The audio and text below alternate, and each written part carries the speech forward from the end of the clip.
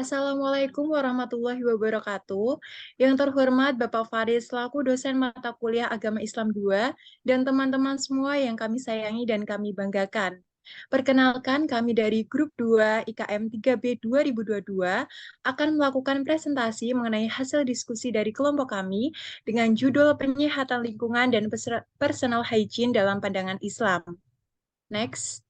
Berikut nama anggota kelompok kami. Yang pertama ada Auxilia Cahaya Putri Naswa dengan NIM akhir 159, Aisyah Hanifah Sairani Putri dengan NIM akhir 046, Arya Indra Rabbani dengan NIM akhir 161, Eka Sudi Rahmawati Putri dengan NIM akhir 179, Anissa Aulia Kamila dengan NIM akhir 038, Diva Titania Hardiani dengan NIM akhir 154, Nadia Iza Paramita dengan NIM akhir 175, Nindea Paramita dengan NIM akhir 043, Rizky Amalia Neriza dengan NIM akhir 173, Kalista Naurah Azara dengan NIM akhir 156.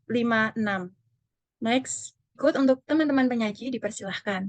Yang pertama, kita memasuki pada bab 1 pendahuluan. Ada latar belakang. Beberapa dekade terakhir menunjukkan bahwa negara-negara dengan mayoritas penduduk muslim telah memberikan perhatian terhadap penegakan kesehatan dan kebersihan lingkungan. Namun, di sisi lain, fakta menunjukkan bahwa negara-negara dengan penduduk mayoritas muslim tidak masuk ke dalam kategori negara yang paling bersih.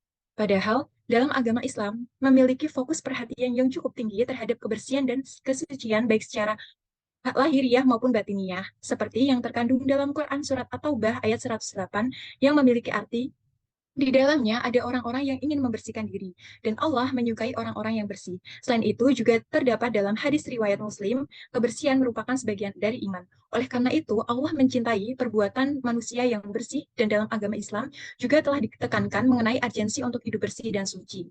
Kebersihan dalam pandangan Islam itu memiliki arti pengertian terbebas dari segala najis, baik itu najis dari tempat maupun personal, seperti yang terkandung dalam Quran Surat Al-Baqarah ayat 222 yang memiliki arti sesungguhnya Allah mengasihi orang-orang yang banyak bertaubat, dan Allah mengasihi orang-orang yang senantiasa mensucikan diri. Maka dari itu dibutuhkan pentingnya personal hygiene untuk membangun kesehatan lingkungan yang dimulai dari diri sendiri. Personal hygiene adalah kebersihan perorangan atau diri yang merupakan tindakan untuk memelihara kebersihan dan kesehatan agar sejahtera baik secara fisik maupun psikis. Kebersihan menurut Horton and Parker pada tahun 2002, kebersihan merupakan hal untuk mencegah penyebaran penyakit. Perintah personal hygiene juga terdapat dalam sebuah hadis riwayat Ahmad. Potonglah kukumu, sesungguhnya setan duduk dan bersembunyi di bawah kukumu yang panjang. Kesehatan merupakan nikmat Allah Subhanahu wa taala yang patut untuk kita syukuri karena tidak ada yang melebihi nikmat tersebut.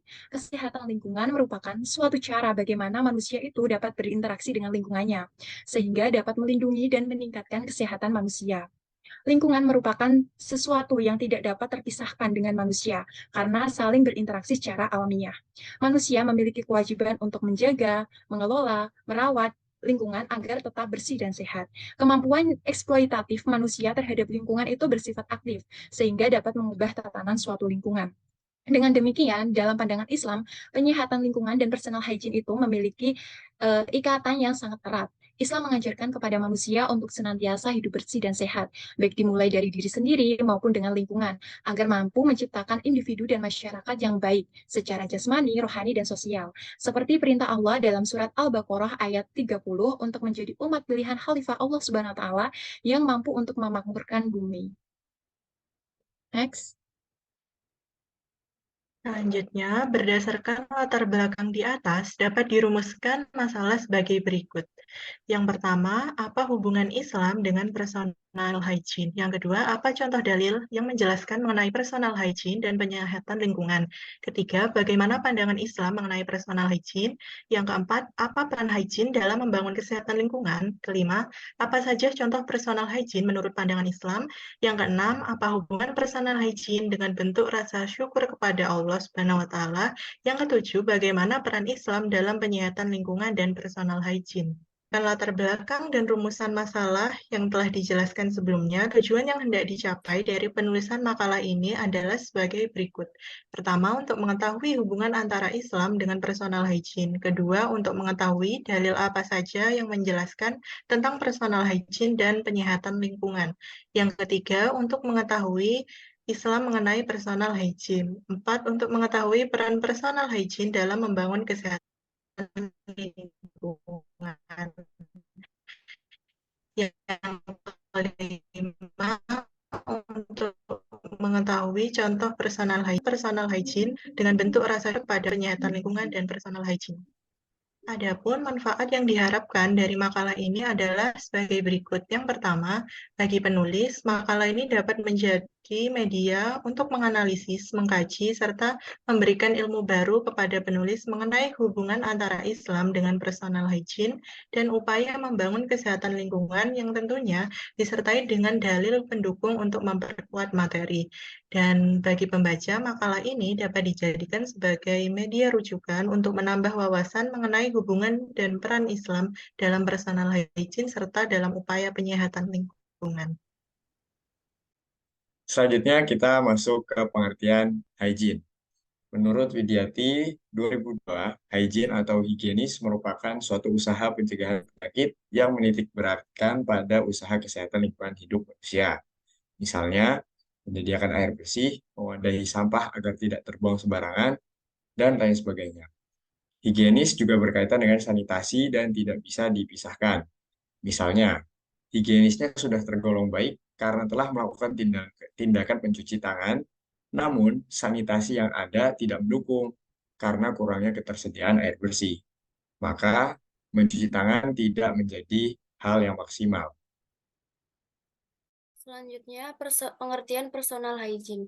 Personal hygiene menurut Astiningsi dan Wijayanti 2019 adalah suatu upaya seseorang untuk menjaga dan merawat kebersihan diri sendiri agar kenyamanan individu tersebut dapat terjaga dengan baik. Menurut Departemen Kesehatan Republik Indonesia, tahun 2004 adalah suatu upaya kesehatan untuk memelihara dan melindungi kebersihan suatu subjek seperti kebersihan piring, membuang bagian makanan yang rusak untuk menjaga keutuhan makanan secara menyeluruh. 7 faktor yang mempengaruhi personal hygiene. Menurut Potter dan Perry 2005 dalam Saputra TA dan Rahmalia 2016, terdapat 7 faktor yang mempengaruhi seseorang untuk merawat personal hygiene, antara lain, yang pertama adalah citra tubuh. Perubahan fisik yang terjadi menyebabkan seseorang butuh lebih banyak usaha untuk tetap mempertahankan kebersihannya. Kemudian yang B adalah praktik sosial. Kelompok sosial dalam pergaulan, seseorang dapat menjadi panutan dalam pengaruhi personal hygiene. Misalnya pada usia anak-anak, kebersihan anak dipengaruhi oleh orang tua. Dan pada saat anak naik pada usia SD, maka kebersihannya dipengaruhi oleh teman-temannya. Kemudian yang C adalah status sosial. Tingkat ekonomi menjadi faktor yang sangat mempengaruhi personal hygiene seseorang dalam kemampuannya untuk membeli sesuatu peralatan atau bahan-bahan untuk menunjang perawatan personal hygiene-nya. Kemudian yang D adalah pengetahuan. Masih banyak orang-orang yang tidak memahami akan pentingnya personal hygiene. Hal ini berdampak langsung pada motivasi, komitmen, dan penerapan dari personal hygiene dalam kehidupannya. Kemudian yang E adalah kebudayaan. Kebudayaan tiap daerah berbeda-beda dalam penerapan personal hygiene, misalnya dalam penggunaan air, jamban, dan tisu. Kemudian yang F adalah pilihan pribadi. Tiap individu pada dasarnya mempunyai caranya sendiri untuk melakukan suatu perawatan yang dilihat cocok untuk dirinya dalam penerapan personal hygiene. Dan yang terakhir adalah kondisi fisik. Pada saat jasmani kurang baik, terutama pada sakit, akan menurunkan kemampuan seseorang untuk melakukan perawatan terhadap personal hygiene. Oke, untuk pengertian penyihatan lingkungan, merupakan upaya pengendalian faktor risiko penyakit baik menular maupun tidak menular melalui peningkatan kemampuan penyihatan, pengendalian, dan pengamanan terhadap media lingkungan baik secara fisik, biologi, kimia, maupun sosial.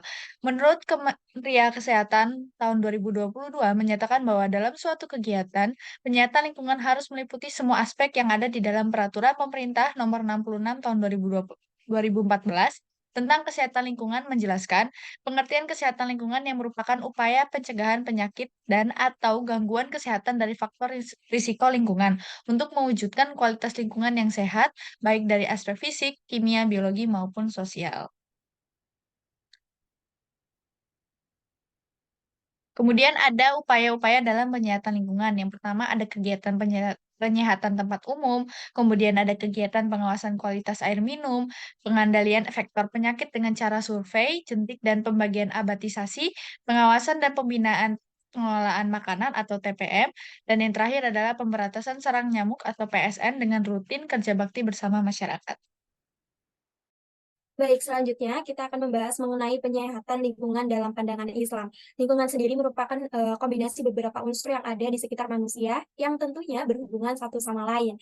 Dan saat ini lingkungan ini memiliki banyak permasalahan seperti banjir, tanah longsor, kebakaran, dan lingkungan yang tercemar, seperti tercemar sampah. Nah, padahal lingkungan ini dulu merupakan suatu bentuk yang indah dan subur, tetapi saat ini lingkungan menjadi suatu hal yang dapat meresahkan manusia akan masalahnya. Jika ditelaah lebih lanjut, hal tersebut adalah salah satu dampak dari aktivitas manusia itu sendiri. Misalnya, banyak pencemaran lingkungan dengan cara membuang sampah ke sungai, kemudian mendirikan rumah di bantaran sungai, kemudian banyaknya limbah rumah tangga yang dibuang sembarangan hingga menjadikan lahan pertanian sebagai tempat tinggal.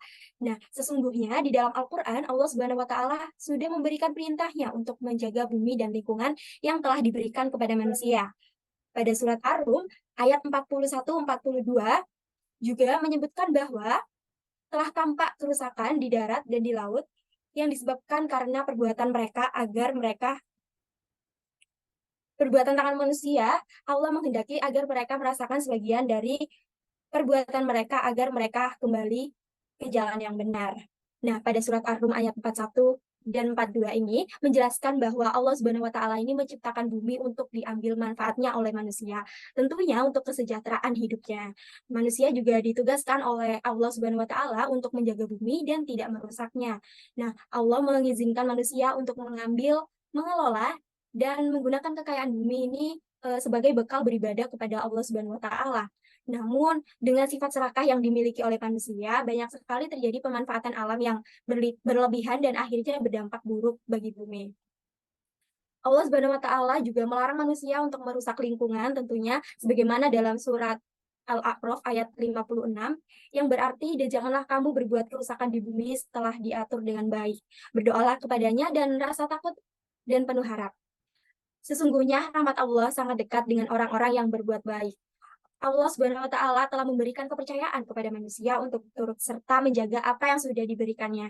Namun seringkali terdapat kelalaian manusia dalam menjaga lingkungan, sehingga melalui ayat-ayat yang sudah saya sebutkan tadi, menyadarkan manusia bahwa lingkungan yang diberi Allah Subhanahu wa Ta'ala merupakan suatu hal yang harus dijaga. Apabila perintah tersebut dilakukan dengan benar, maka ancaman bencana kerusakan seperti longsor, banjir, dan polusi udara akan berkurang. Boleh di next? Nah, kemudian mengenai peranan Islam dalam menyehatkan lingkungan. Saat ini banyak sekali isu terkait lingkungan menjadi kekhawatiran manusia, tentunya. Banyak aspek yang memiliki peran untuk membantu menjaga dan menyehatkan lingkungan sekitar. Nah, salah satunya dari agama Islam itu sendiri. Allah Subhanahu wa Ta'ala telah memberikan perintah kepada umatnya untuk menjaga lingkungan yang diberikan. Salah satu perintah Allah Subhanahu wa Ta'ala yaitu untuk menghidupkan lahan yang mati di bumi ini. Tentunya perintah tersebut juga tertuang pada surat Al-Hajj ayat 5-6. Berdasarkan ayat tersebut, Allah sudah memberikan amanah kepada manusia untuk bertanggung jawab atas lingkungannya dengan cara menanam pohon. Kemudian tidak hanya menanam pohon, di dalam Islam juga mengatakan bahwa kebersihan merupakan sebagian dari iman, yang artinya seluruh umat manusia di bumi ini harus menjaga kebersihan, baik kebersihan diri maupun kebersihan lingkungannya. Nah, tidak hanya itu, Allah Subhanahu wa Ta'ala juga memerintahkan manusia untuk bertani dan bercocok tanam. Dan Rasulullah juga menghimbau kepada sahabat-sahabatnya untuk melakukan hal tersebut. Nah, perintah tersebut juga tertuang dalam surat Al-An'am ayat 99. Allah Subhanahu wa Ta'ala telah memberikan nikmat berupa tanah dan air hujan. Hal tersebut dapat dimanfaatkan oleh kita sebagai umatnya dengan sebaik mungkin untuk menyehatkan lingkungan. Lingkungan yang dipenuhi oleh pepohonan dan tumbuh-tumbuhan dapat menjadikan lingkungan tersebut sehat dan terhindar dari ancaman masalah lingkungan seperti longsor, banjir, dan masalah lingkungan lainnya.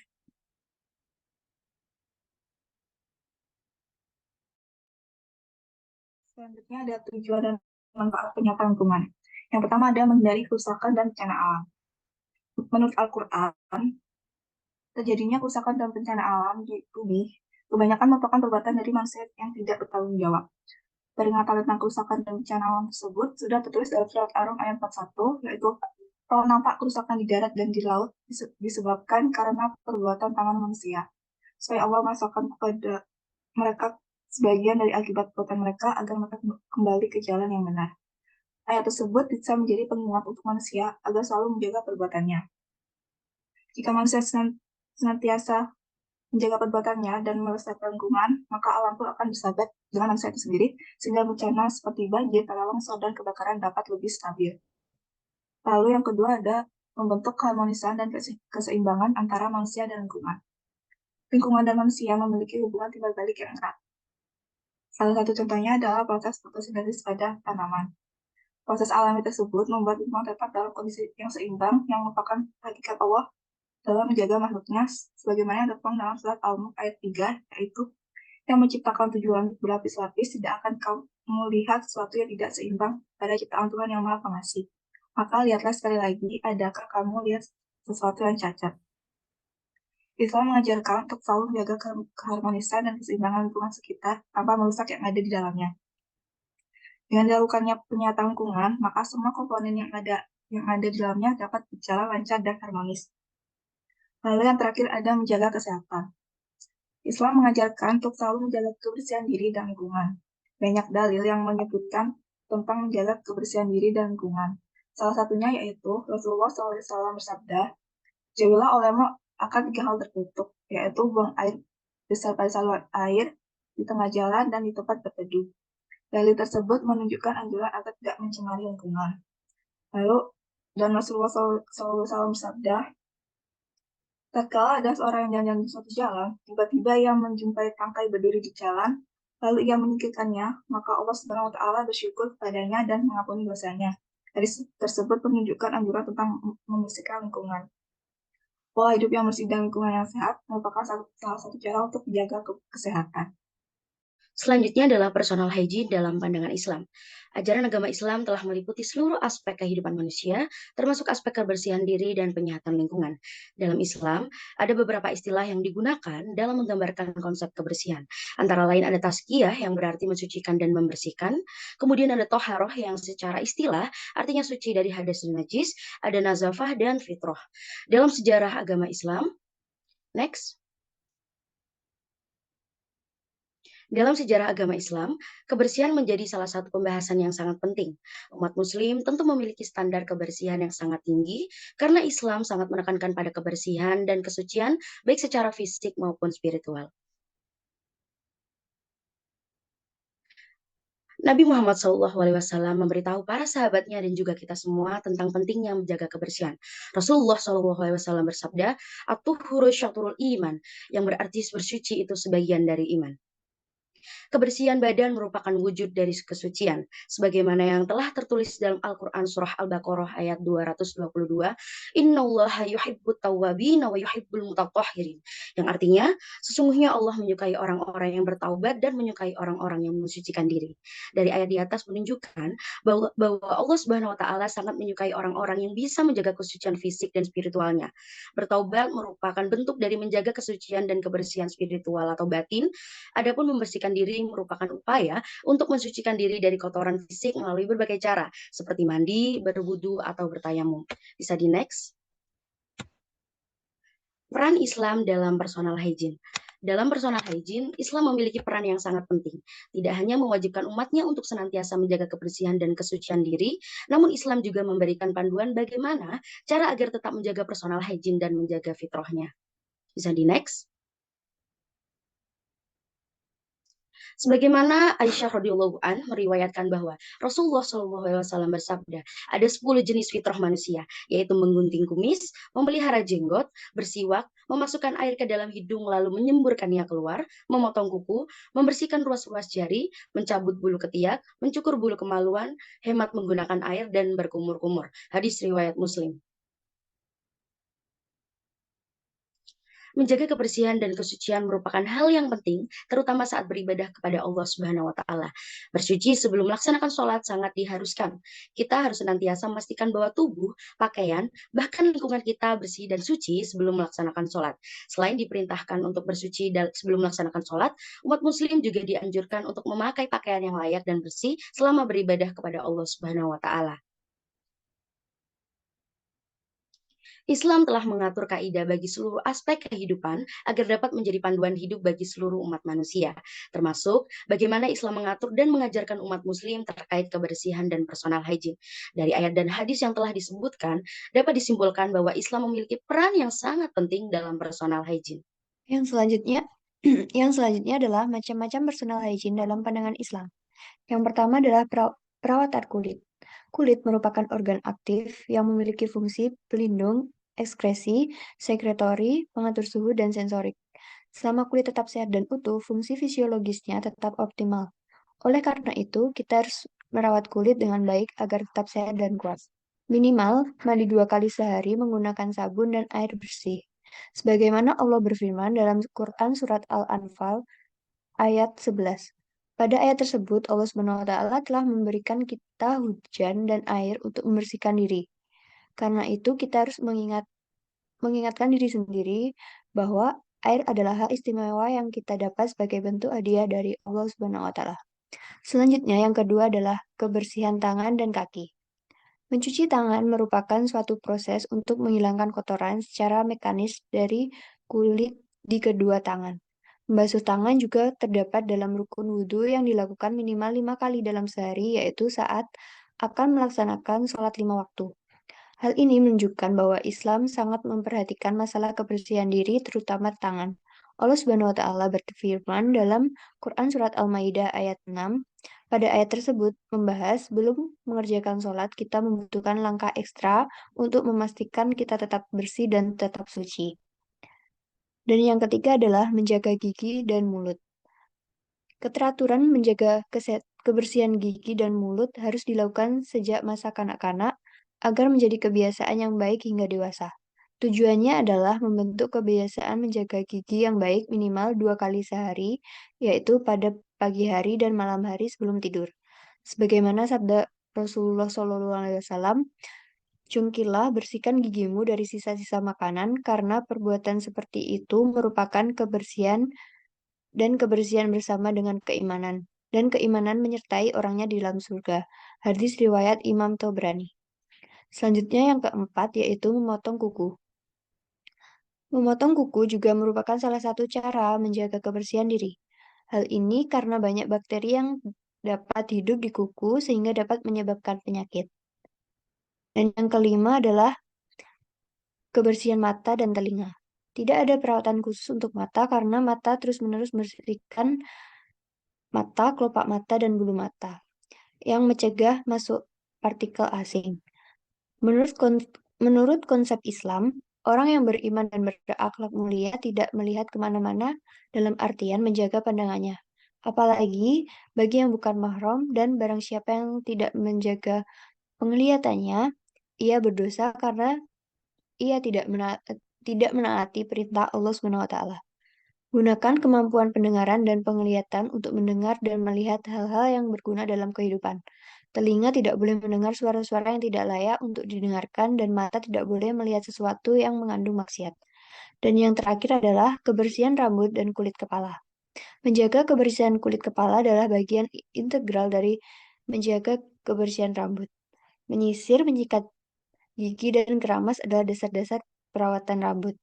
Cara perawatan yang bisa dilakukan adalah dengan keramas dan membersihkan kulit kepala menggunakan sampo. Manfaat personal hygiene. Yang pertama adalah menaati perintah Allah SWT. Allah SWT tidak menyukai sesuatu yang kotor atau najis. Menjaga kebersihan juga berarti taat pada perintah Allah SWT. Lalu yang kedua adalah menjaga kesehatan dan kebersihan tubuh. Dengan menjaga kebersihan diri, kita dapat menghindari penyebaran kuman dan mikroba yang dapat menyebabkan penyakit. Mempraktikkan personal hygiene adalah langkah penting untuk menjaga kesehatan dan kualitas hidup kita. Baik, selanjutnya adalah kesimpulan. Penyehatan lingkungan dan personal hygiene merupakan dua komponen yang saling berpengaruh dalam kehidupan. Perintah menjaga kesehatan lingkungan terdapat dalam surah Al-Quran Surah Ar-Rum ayat 41-42. Umat Islam wajib menjaga kebersihan diri agar tetap bersih dan suci sebelum melaksanakan ibadah sholat. Oleh karena itu, kebersihan diri penting untuk dijaga. Personal hygiene merupakan bentuk rasa syukur kepada Allah Subhanahu wa Ta'ala. Dalam Islam, rasa syukur tidak hanya diungkapkan melalui doa dan ibadah secara langsung, tetapi juga melalui tindakan sehari-hari seperti menjaga kesehatan tubuh. Bisa di next. Berikutnya adalah saran. Saran yang dapat kelompok kami sarankan. Yang pertama, meningkatkan kesadaran untuk menjaga kesehatan lingkungan agar dapat terbebas dari masalah lingkungan sehingga dapat terhindar dari berbagai macam penyakit. Yang kedua, memperhatikan personal hygiene dalam melaksanakan kehidupan sehari-hari karena selain untuk menjaga kesehatan diri sendiri juga sebagai bentuk rasa syukur kepada Allah Subhanahu wa taala atas apa yang telah diberikan kepada kita. Ini daftar pustaka dari kelompok kami. Terima kasih untuk teman-teman penyaji. Sekian presentasi dari kelompok kami. Mohon maaf apabila ada kesalahan dalam pengucapan maupun penulisan. Wassalamualaikum warahmatullahi wabarakatuh.